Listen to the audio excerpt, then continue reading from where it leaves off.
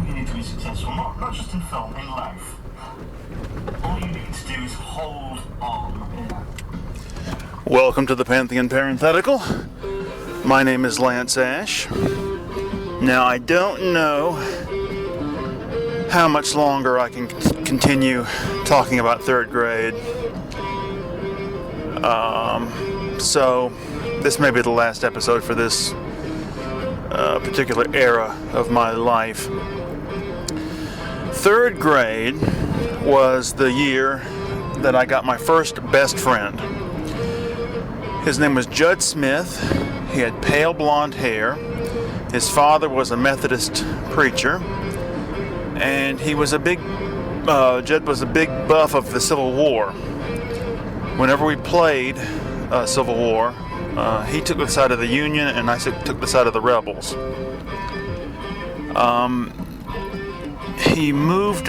His father got a new church assignment after third grade, and they moved away.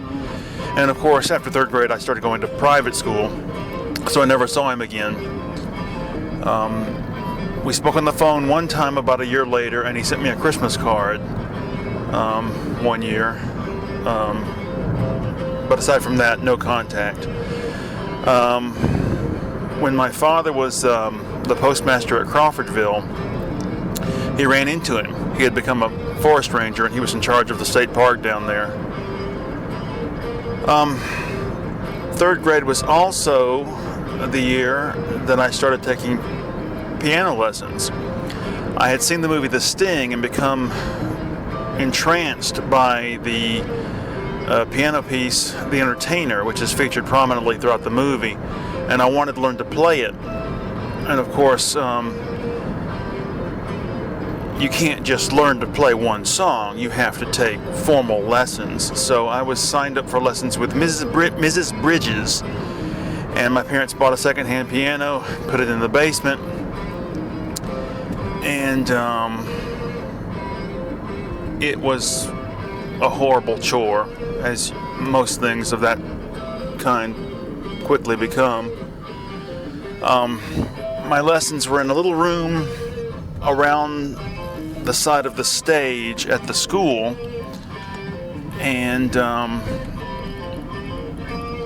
my mother took me in hand to enforce my lessons at home, which became nothing but fits of us both crying, trying to get through them. It's similar to her trying to improve my penmanship by forcing me to copy stuff out of books she picked up randomly around the house.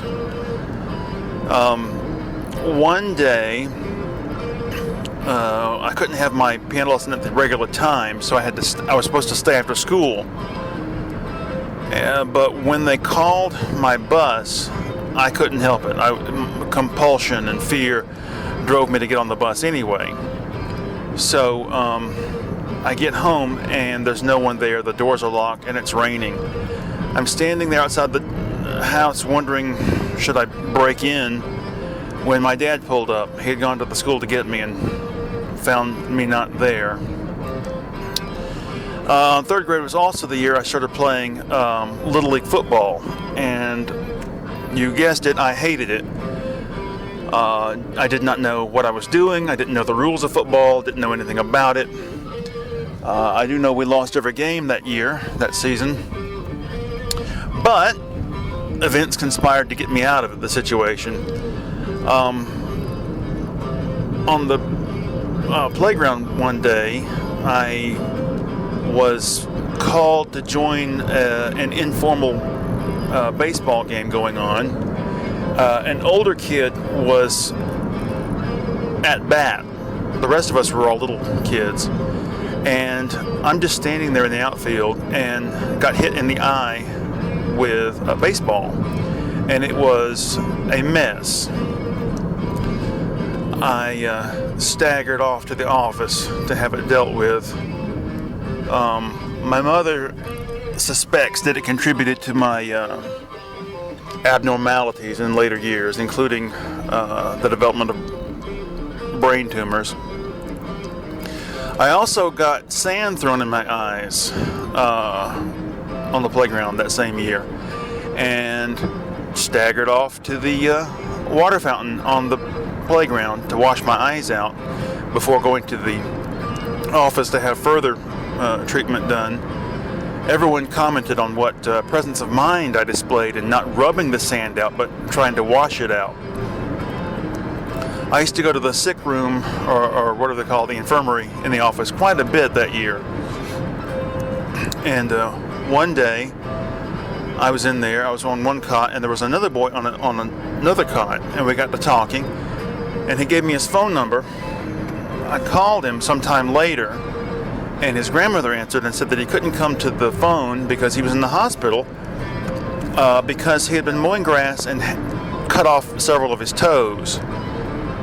Several years later, I saw a boy walking barefoot at the grocery store, and he was missing some toes, and I wondered if it was the same boy. Anyway, that's all for this episode. Thank you very much for listening. Bye-bye.